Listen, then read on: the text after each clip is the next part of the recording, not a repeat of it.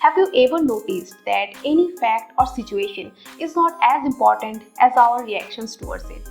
Our reaction is the attitude we carry in our minds, and attitude determines whether we succeed or fail. So today I will tell you 3 stories based on strong positive attitudes that created success.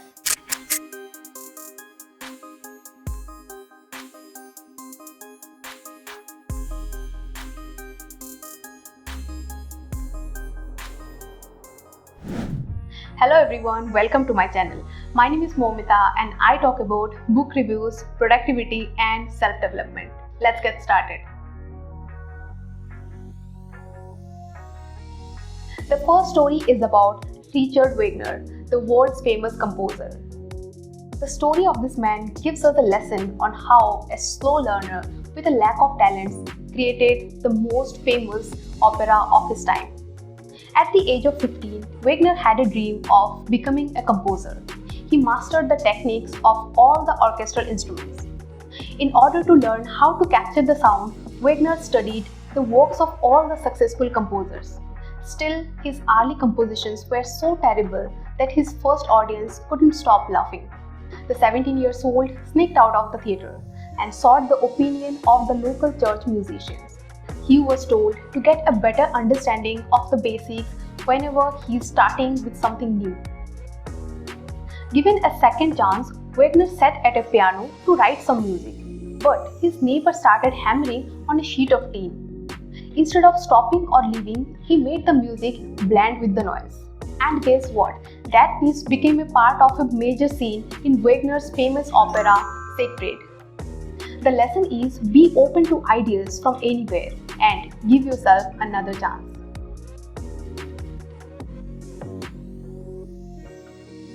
The second story is about Eddie Mathews, the great baseball player. The story of this American baseball player gives us a lesson on how to start and from where. After graduating from high school, Mathews received 2 offers to play baseball professionally.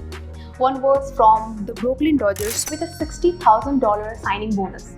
Another was from Boston Braves with a $4,000 bonus. A huge difference.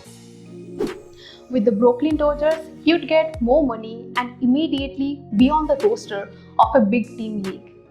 With Boston Braves, he would play on the minor team leagues with less money. He realized that he had a great deal to learn. He felt that would be the best way to get experience and accepted Braves' offer. In the minors, Mathews played with and against many former major league stars whose careers were winding up.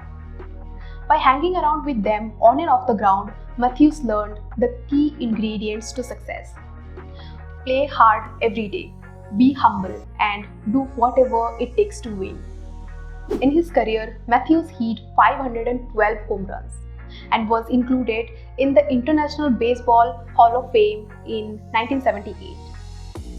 The lesson is start from the bottom of the ladder and work your way up. The third story is about an American physicist named Chester Carlson. This man used his arthritis pain in his hand to motivate himself to develop a machine that was later called the most successful product in history by the Fortune magazine.